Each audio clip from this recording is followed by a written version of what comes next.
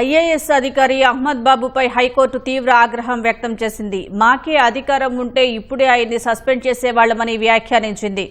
ఉద్యోగుల జీవితాలతో ఆడుకుంటున్నారని మండిపడింది. తీవ్ర ఆరోపణలు ఉన్న నేపథ్యంలో ఐఏఎస్గా కొనసాగేందుకు ఆయన అర్హుడా కాదా అనే విషయంపై విచారణ జరపాలని కేంద్రాన్ని కోరతామని పేర్కొంది. ఆధారాలు ఉంటే సర్వీస్ నుంచి డిస్మిస్ చేయమని ఆదేశిస్తామని తేల్చి చెప్పింది. ఐఏఎస్ అధికారి రాష్ట్ర పన్నుల ప్రధాన కమిషనర్ అహ్మద్ బాబుపై హైకోర్టు నిప్పులు చెరిగింది. రాగద్వేషాలున్న ఇలాంటి వ్యక్తి ఐఏఎస్ గా కొనసాగడానికి వీల్లేదని ఘాటు వ్యాఖ్యలు చేసింది. పదోన్నతులు ఇవ్వకుండా ఉద్యోగుల జీవితాలతో ఆడుకుంటారా అని నిలదీసింది. గతేడాది ఆగస్టు, సెప్టెంబర్లో డిపార్ట్మెంటల్ ప్రమోషన్ కమిటీ డీపీసీ సమావేశం నిర్వహిస్తే ప్యానెల్ ఇయర్ ముగిసే వరకు ఫైళ్లు తొక్కిపడతారా అని మండిపడింది. పన్ను వసూళ్లలో ఖజానాకు నష్టం చేశారనే ఆరోపణలు ఆయనపై ఉన్నాయంది. ఐఏఎస్ అయితే ఏమైనా చేయొచ్చని అనుకుంటున్నారా అని ప్రశ్నించింది. వాణిజ్య పన్నుల శాఖ ప్రైవేటు ఆస్తి కాదని, అది రాష్ట్ర ప్రభుత్వంలో భాగమని కోర్టు పేర్కొంది. అధికారులు సంరక్షకులు మాత్రమే అనే విషయాన్ని గుర్తుపెట్టుకోవాలని స్పష్టం చేసింది. అహ్మద్ బాబు సేవాభావంతో పనిచేయడం లేదని, 1వ తేదీన జీతం తీసుకుంటున్నారని గుర్తు చేసింది. చట్టమన్నా, కోర్టు ఉత్తర్వులన్నా ఆయనకు గౌరవం లేదని ఆగ్రహం వ్యక్తం చేసింది.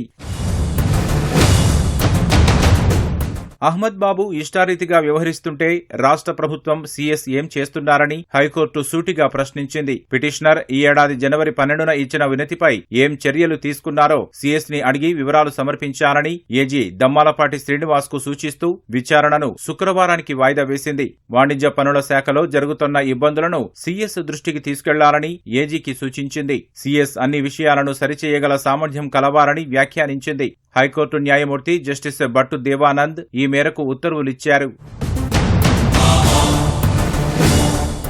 అహ్మద్ బాబుపై చర్యలు తీసుకునేలా కేంద్ర విజిలెన్స్ కమిషనర్ను ఆదేశించాలని కోరుతూ ఏపీ ప్రభుత్వ ఉద్యోగుల సంఘం ప్రధాన కార్యదర్శి ఎం రమేష్ కుమార్ హైకోర్టును ఆశ్రయించారు. తాజాగా జరిగిన విచారణలో అహ్మద్ బాబు తరపున న్యాయవాది వివి సతీష్ వాదనలు వినిపించారు. పిటిషనర్ వ్యాజ్యంలో చేసిన ఆరోపణకు సమాధానం ఇస్తూ కౌంటర్ సిద్ధం చేశామని, దాఖలు చేస్తామని తెలిపారు. డీపీసీ ప్యానెల్ ఇయర్ ముగిసిందని, పదోన్నతులు ఇవ్వాలంటే తాజాగా డీపీసీ నిర్వహించాల్సి ఉందన్నారు. ఈ వ్యాఖ్యలపై న్యాయమూర్తి ఆగ్రహం వ్యక్తం చేశారు. గత ఫైళ్లు తొక్కిపెట్టి తాజాగా డీపీసీ నిర్వహించాలంటారా అంటూ అహ్మద్ బాబు తీరుపై మండిపడ్డారు. అర్హతలున్న వారికి పదోన్నతులు ఎందుకివ్వరని ప్రశ్నించారు. ఐఏఎస్లకు పదోన్నతులు ఇవ్వకపోతే ఊరుకుంటారా అని నిలదీశారు. అహ్మద్ బాబుపై పలు ఆరోపణలు వస్తున్నా అదే పోస్టులో ఎందుకు కొనసాగిస్తున్నారని సూటిగా ప్రశ్నించారు. ఆయన వల్ల ఆదాయం పోతున్నా రాష్ట్రానికి చీమకుట్టినట్లు లేదని వ్యాఖ్యానించారు. సీఎస్ ను కోర్టుకు పిలిస్తే గాని పరిస్థితి మారేలా లేదని అసహనం వ్యక్తం చేశారు. ప్రభుత్వం తరపున ఏజీ దమ్మాలపాటి వాదనలు వినిపిస్తూ